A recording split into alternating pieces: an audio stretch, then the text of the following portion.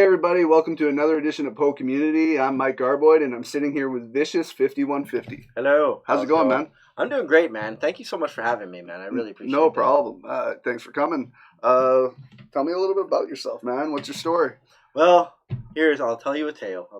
My name is William Edward Lang. I was born in New Westminster, BC. You don't want to hear about that. I'm from Port Coquitlam, British Columbia, or as I call it, Vicious Columbia, because I'm just cool like that, I guess. But no, I'm a rapper slash wrestling enthusiast, as you are yourself. Yeah, I'm from Port Coquitlam. I'm part of a group called Hazmat Crew, as you can see on my T-shirt here. As you can buy that shit at hazmatmusicgroup.com, by the way. Anyways, yeah, I've been rapping for like almost 20 years, and just like I've been loving doing it, and I still love doing it right now. Awesome, man. Yeah. You have any projects you're working on right now? Yeah, I got a new album coming out on September 30th, actually. Go get that shit on all platforms. It's called Means the World. Vicious 5150 Means the World, and you can catch that in the description. By the time this airs, this will probably be out. I just dropped a new music video called What Else Is New. Cool. So if you're wondering what else is new, that's new. Cool, man. Yeah. Who are your inspirations? Oh, Jesus Christ, I have so many. Cause I'm so adventurous with music, right? Like, yeah. I like mostly old school 90s West Coast G-Funk stuff. Like, I'm talking like Tupac, E40, Spice One, MC8, Paris, like the list goes on. Like Bone Thugs and Harmony, of course, like that's my favorite group, and I actually got the chance to open for them a few years ago in Vancouver, and that was like my moment for me, like yeah, as far as that goes, and like I love that shit. Yeah, and I listened to a few of your songs and everything, and you have that Bone Thug sound where you got a little bit of melody, a little bit of singing. Yeah, I love singing, man. Like Nate Dogg, Bone, like that's what taught me to sing when I was younger, right? And rapping fast, because like I just like doing stuff like that. Like it makes me feel good. Yeah. Just singing, rapping, like everything. Cool, man. And you talked about your group, the Hazmat Crew. Yep. Tell me a little bit about those guys. Well, it started with me and RC the Hazard, like back in 2006. Like, we actually met on a radio interview, much like this, but it was more like the beginnings of like podcast shit, but it wasn't called podcast back then. And it was this place called Hot Shot Bands. It was this dude's apartment in East Vancouver, like on Pandora or something like that. And yeah, I was in my old group with my buddies out of Port Coquitlam called HLM. And RC was promoting some music he was doing with our homie Bob Westfall, and we just kind of connected from there. And we did like cypher sessions right on air. And I noticed like he raps fast and does like some crazy kind of experimental shit too. So I was like, this kid's cool, right? Like so we just started kind of working together, and the rest is history, I guess. Like we ended up forming a original group called All Inclusive. Like, well, he formed it first with our friend Iltone and a few other cats, and that was kind of like the beginning of Hazmat Crew hybrid, I guess. And he invited me into the fold, and we were making music then. And then Hazmat Crew kind of came a few years later after a few different name changes, and it just became this big brand, and here we are, right? Cool, man. It's a long time. And you say you've been doing it a long time, and you're like Poco, like born and raised, pretty much. Yeah. That I've noticed like lately, and I've always kind of known because I'm a Coquitlam kid, so like I had a lot of friends that were Poco. Tri-Cities are kind of one. It's weird that the three cities are really joined at the hip. Kind of. I've lived in all three. Right? Yeah, like, so same here. So it's like. I always knew there was talent here. There's immense talent here. And it's always been hard for musicians in general, I find, to make it out of Vancouver. Hip-hop industry especially, Canadian hip-hop has always been kind of, wasn't taken seriously unless it was in Canada. It's been like that for years. And then finally, I'd say within the last 10 years, people are breaking hard out of here, right? Facts. Yeah, and so I see these, I just see a bunch of talent that I knew was around back in the day. I have friends that should have been places by now. Like it's just, but now finally, I think these kids got a platform and they can be discovered. But there's so many, specifically from like the Tri-Cities. It's insane. Oh, it's so much. It's crazy. It's good to see because like when I started doing music, like I'm not trying to say I was the only one because I wasn't, but there was also shout out Concrete Examples, by the way. Like there were some cats I went to high school with. And they were really kind of putting on for Poco as well, like North Side and South Side. There was a cat by the name of Tyler Bremner, who goes by Tylenol 3. He was insanely a talented guy.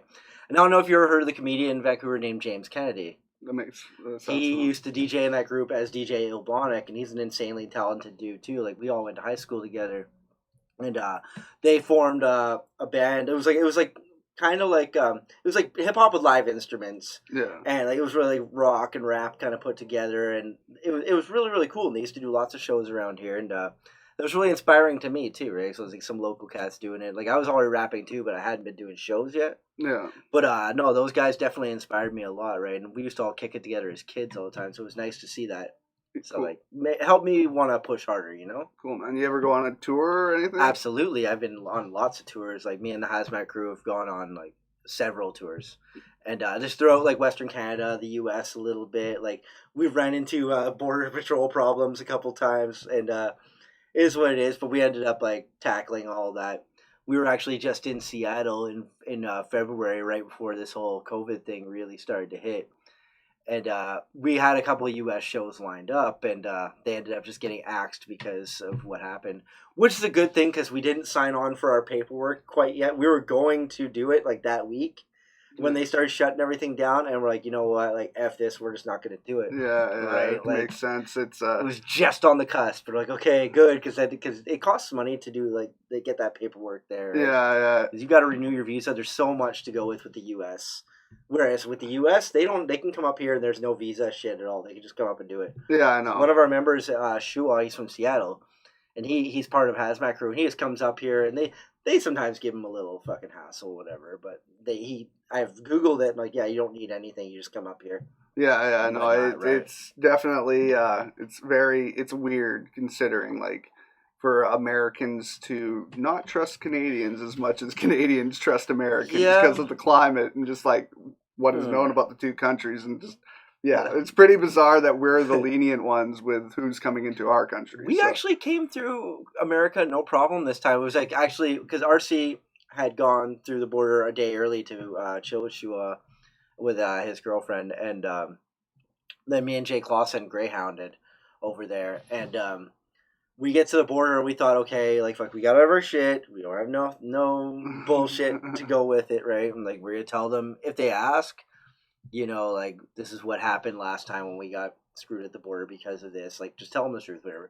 But it didn't end up being like anything crazy. Like this guy was like, "Oh, you guys are rappers, eh?" And I'm thinking, "Fuck, like what's gonna happen, right?" And he's like, "Can you spit a couple bars for me, right?" And so we're like, "Sure." So we spit some shit. That was like really fast shit. And he's like, "You guys are fucking good. Have a good day." That was it. And then we got on the bus. It was like a 2-second exchange, and they just let us through, and it was cool. Nice. That's it really depends on the day, the time, their quota, everything. That's exactly what it was. It's just like any kind of enforcement, right? Like it really depends on when you're going down. Shout out to that guard, by the way. You were cool, man. yeah. Everybody was nice to us that day, man. It was good. I have it was part of the wrestling industry for a lot of years, and like I didn't really venture. Shit. I never did. I never ventured to the States. I could have. The only time I ever was going to, I ended up canceling. But I always stayed in Canada. But I have many friends, obviously, that have traveled over the border, and some of them have been popped and banned.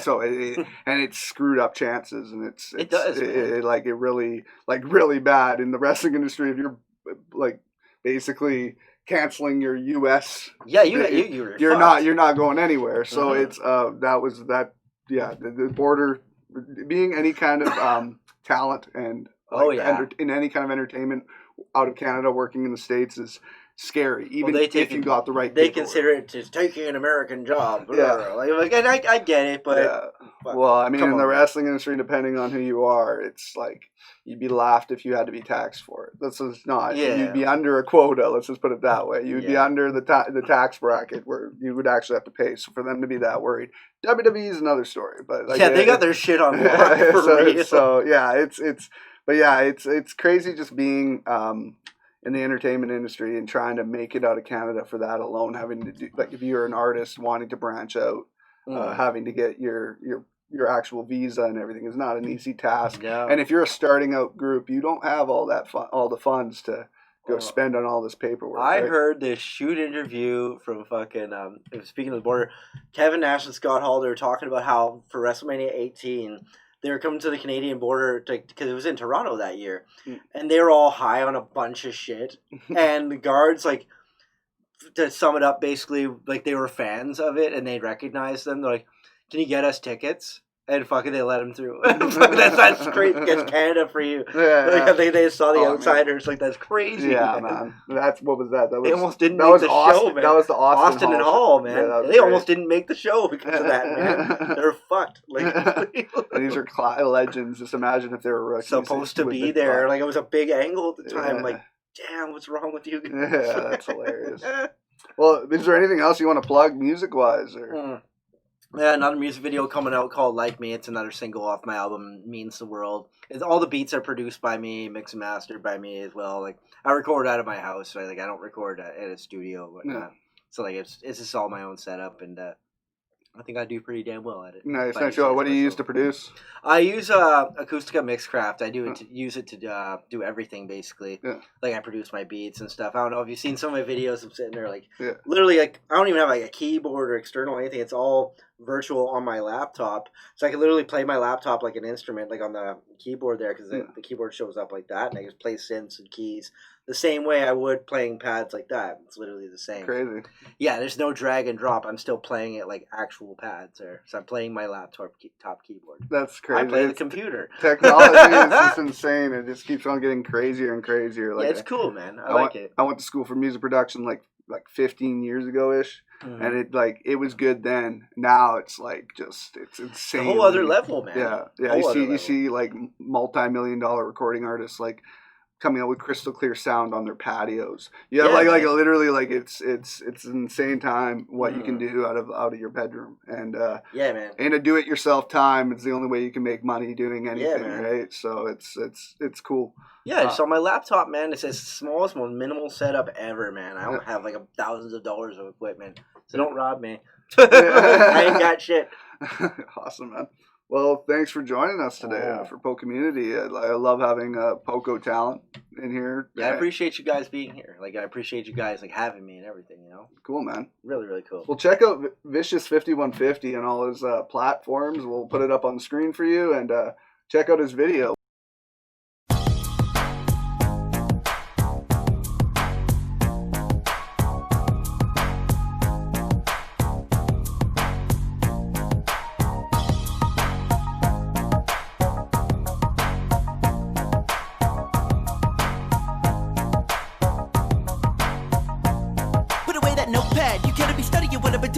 Try it. Get your own style or just sit down and be quiet. Silence, not here to threaten you with violence, cause I would simply be childish, but I can tear your whole vibe to bits. Rip it to shreds and throw the fuck around like it's confetti, and you're giving up on picking up the pieces. There's too many. Let it be a lesson if you're not authentic. See, you have no business jumping up in this shit. You should just let it be and leave it alone, bruh. And when you're exiting, be sure to punch it like a golden glove. In other words, hurry the fuck on up. Scram and vamoose it and clear the way for actual music and the participants and know exactly how to use it without resorting to fucking it up with stupid shit. Far be it from me to speak, but it's funny when I'm doing it, cause it is true to vicious. And anyone who knows me knew this. Any unauthorized imitations get through the bitch. One of a kind, nobody do it like me.